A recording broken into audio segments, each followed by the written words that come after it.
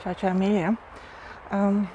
Vai jūs vai tu esat viens no tiem, kurš cieta zaudējums banku krīzēs, kuriem nācies pazaudēt savu naudu? Vai tas notika 90. gados, vai tas notika vēlāk? Ja esat viens no tiem, vai varbūt kuru vecāki ir cietuši, kā jums ir ar naudas uzkrāšanu? Cik viegli ir uzkrāt naudu? Vai izdodas uzkrāt naudu? Jo, ja neizdodas, tad iespējams tas, ko es stāstīšu, būs ļoti vērtīgi.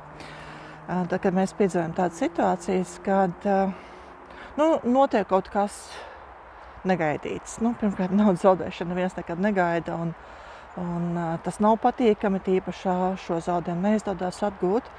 Tad, kas pēc tam notiek, ir, ka mūsu prāts, mūsu zemapziņa pēc tam izsacina, ka tas nav droši, un to nekad vairs nevajag darīt. Un pat tad, ja pēc tam rodās vēlēšanās, tā kā apzinātajā prātā, ka būtu vērtīgi naudiņu krāt, to neizdodas izdarīt.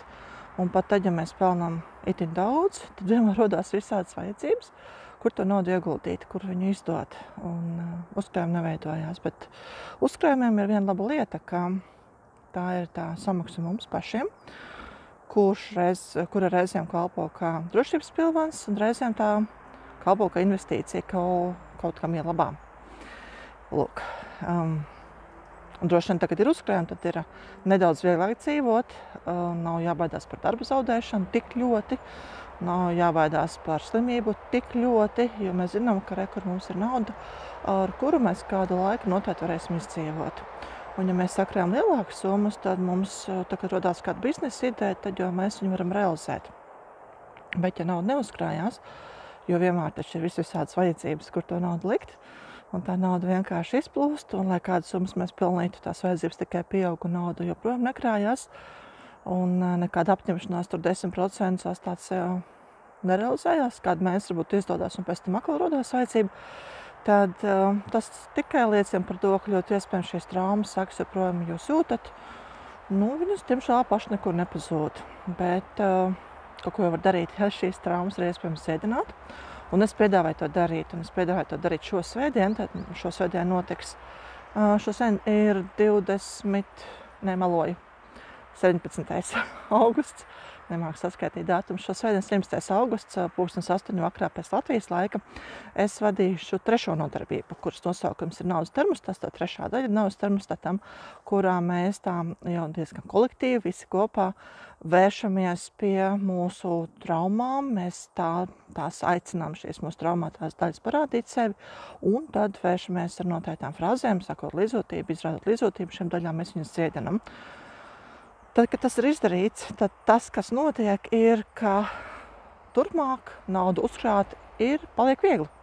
Ja, tad varbūt pat izdodas iestāstīt sev zemapziņai uzreiz jau šī viena vakara laikā, ka naudu vajag uzkrāt.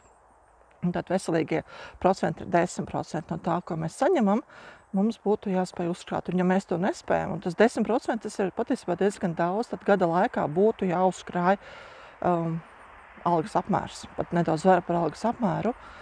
Un 10 gadu laikā tad būtu jāsakrāja 1 gada alga. Un nevis jāsakrāja un jāizdod, bet jāsakrāja un jāinvestē. Var investēt sevī, to, protams, vienmēr var darīt, bet ļoti bieži veselīgi būtu uzkrāt vai no bankas kontā, kur banka tad ar šo naudu rīkojās, vai arī uzkrāt un investēt kādā uzņēmumā, vai investēt kādos, piemēram, nekustamos īpašumos, kas atkal jums nestu pasīvos ienākumus. Jā, tātad, ja jums ir vēlēšanās spēt uzkrāt naudu, ja jums ir vēlēšanās izdziedināt šīs traumas, kas ir bijušas salīdzinoši nesen, bet iespējams arī sanāk, jo dažādas situācijas, kur cilvēki zaudēja naudu, ir bijuši visos laikos, tie bijuši arī 30. gadi, kad ir mūsu vecvecākiem vai mūsu vecākiem atkarībā no mūsu vecuma, ja, tad šīs krīzes varbūt vecākiem. Ja, diemžēl šī informācija par to, ka naudu uzkrāt nav droši, var tikt nodot arī ar mātes pienu. Mēs jau piedzimstam ar šādu informāciju. Tā ir mūsu dvēseles pieredze, kur mēs esam paši pazaudējuši kādā citā inkarnācijā šo naudu. Un tad tās grūtības mēs nesam no dzīves dzīvē, līdz kamēr mums rodās šāda situācija, kādu es jums piedāvāju, ka pie tās traumas var vērsties.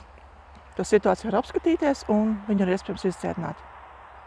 Tad šis pasākums šo svētdienu ir ļoti vienkārši. Mums atliek tikai pieteikties, uzrakstot šeit, es būšu zem šī video apakšā komentāros un sekot saitē, kas arī būs apakšā komentāros uz Zoom istabu, kā man mežā odekoši, sekot saitē un atvērt Zoom istabu svētdienas sakarā un vienkārši piedalīties. Tad process ir reizēm mēdz būt sāpīgs, reizēm ir jārauj, ja mēs šīs traumātās daļas pēkšņi tā ļoti tuvi ieraugam. Un, ja mēs esam šajā inkarnācijā piedzīvojuši, un tur ir bijušas spēcīgas emocijas, jo, piedodiet, ja mēs pazaudējam pilnīgi visus savus ieguldījumus bankas krīzē, tad, protams, tas ir sāpīgi un kā ar to tikt galā. Bet to var izdziedināt, ja tad šīs daļas var samieļot, un mēs atkal pēkšņi varam justies krietni labāk. Un es jūs aicinu to darīt, tad noteikti piesakieties. Es zinu, ka ļoti daudz Latvijas iedzīvotājiem šī dziedināšana ir nepieciešama, to es novēroju regulāri. Un, ja jūs esat to lokā, kuriem tas ir vajadzīgs, izmantojiet iespēju, jo dalība šajā webinārā ir par ziedojumu, kur vēl labāk, ja jūs paši nosakiet, cik lielu naudas summu jūs maksāsiet par to, ko jūs saņemsiet no manis. Ja jums ir kāds paziņa, draugs, radinieks, kuram tas var būt noderīgi, vienkārši padalieties pat tad, ja cilvēki ir ārpus Facebooka. Tad šī reklāma būs arī YouTube pieejama, arī tur var ieraudzīt, nav pat Facebookā jāreģistrējas, bet vienkārši tad nāciet uz webināru, piedalieties, pēc tam padalīsieties ar mani, kāds rezultāts jūs gūsiet kaut kad ne jau rītdien, ne jau pirmdien, bet nedaudz tuvākā nākotnē, kur saņemsiet pirmo algu, un pēc tam saņemsiet otro algu, vai jums būs izdevies saglabāt savus 10%. Es ticu, ka ļoti daudz jums būs. Tā kā tiekamies svētdienā, pagaidām saku atā.